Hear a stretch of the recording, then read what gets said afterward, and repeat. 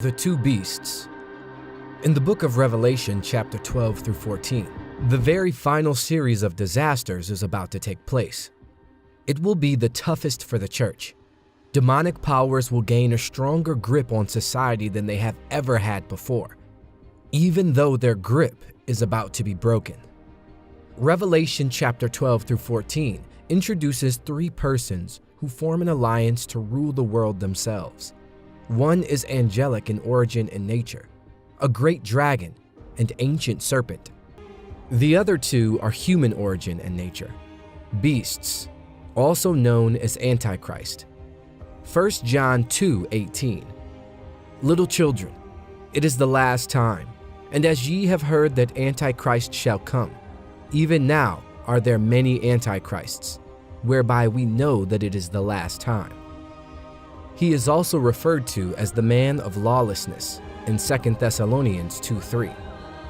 Don't let anyone deceive you in any way, for that day will not come until the rebellion occurs and the man of lawlessness is revealed, the man doomed to destruction. And he is also called the false prophet. Revelation 16:13. And I saw three unclean spirits with frogs come out of the mouth of the dragon, and out of the mouth of the beast, and out of the mouth of the false prophet. Revelation 19:20. And the beast was taken, and with him the false prophet that wrought miracles before him, with which he deceived them that had received the mark of the beast, and them that worshipped his image. These both were cast alive into a lake of fire burning with brimstone. Revelation 20:10. And the devil that deceived them was cast into the lake of fire and brimstone, where the beast and the false prophet are, and shall be tormented day and night forever and ever. Together, they form a kind of unholy trinity in a ghastly imitation of God, Christ, and the Holy Spirit. Satan is first introduced into the troubles for the first time. Since the letters to the 7 churches, he has not been mentioned in Revelation. Revelation 2:9. I know thy works and tribulation and poverty, but thou art rich, and I know the blasphemy of them which say they are Jews, and are not, but are the synagogue of Satan. Revelation 3:9. Behold, I will make them of the synagogue of Satan, which say they are Jews, and are not, but do lie. Behold, I will make them to come and worship before thy feet, and to know that I have loved thee. Seals and trumpets have loosed their burdens on earth while Satan has been in heaven. As an angel, he has access to the heavenly realms. Ephesians 6:12. For we wrestle not against flesh and blood, but against principalities, against powers, against the rulers of the darkness of this world, against spiritual wickedness in high places. Compare that verse to Job 1:6-7. Now there was a day when the sons of God came to present themselves before the Lord, and Satan came also among them. And the Lord said unto Satan, Whence cometh thou? Then Satan answered the Lord and said, From going to and fro in the earth, and from walking up and down in it. That is where the real battle between good and evil is being fought out, as anyone entering these realms through prayer will discover. This battle between good and bad angels in heaven will not last forever. For one thing, the forces are unequal. The devil's side comprises 1/3 of the heavenly host. Revelation 12:4.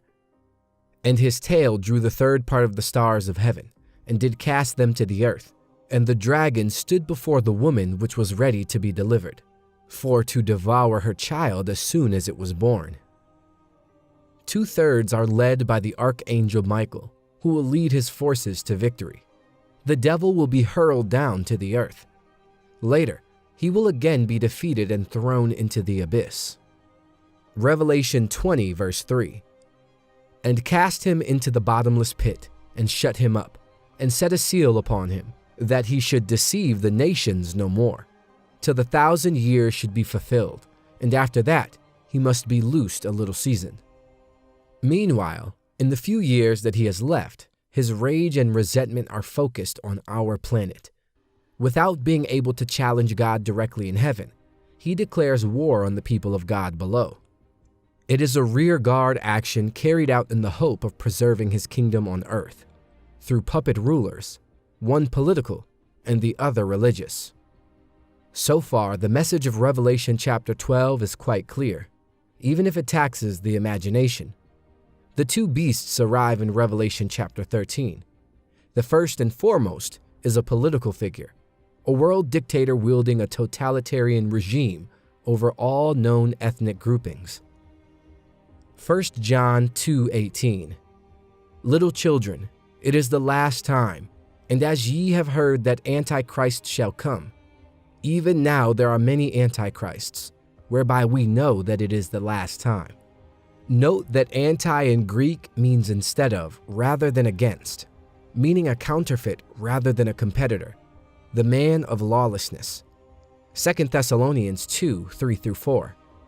Let no man deceive you by any means, for that day shall not come, except there come a falling away first, and that man of sin be revealed, the son of perdition, who opposeth and exalteth himself above all that is called God, or that is worshipped, so that he as God sitteth in the temple of God, showing himself that he is God, acknowledging no higher law than his own will, and therefore claiming divinity and demanding worship.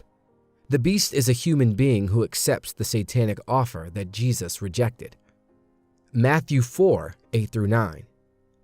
Again, the devil taketh him up into an exceeding high mountain, and sheweth him all the kingdoms of the world, and the glory of them, and saith unto him, All these things I will give thee, if thou wilt fall down and worship me. Had he accepted, he would have become Jesus Antichrist, but he is also anti-Christian in the other sense of the prefix. He has the power to make war against the saints and overcome them. Revelation 13:7. And it was given unto him to make war with the saints, and to overcome them. And power was given him over all kindreds and tongues and nations. He overcomes them temporarily, but they conquer him eternally. Revelation 12:11. And they overcame him by the blood of the Lamb, and by the word of their testimony, and they loved not their lives unto death. His characteristics are those of other fierce beasts, leopards, bears, and lions. He seems to be coming from a federation of political rulers who has gained the attention of the world through an astonishing recovery from a fatal wound, probably in an attempted assassination. His blasphemous egotism has been broadcast for 42 months. The second beast reinforces his position, a religious colleague with supernatural power who focuses the worship of the world on his superior. His miracles will deceive the nations as he commands fire to fall down from the sky and images of the dictator to speak. His appearance will be like a lamb, a small sheep with only 2 horns. This would seem to indicate mildness rather than Christ-likeness, since it is contrasted with his dragon-like speech. His master stroke will not be his display of miracles, but his dominance of markets.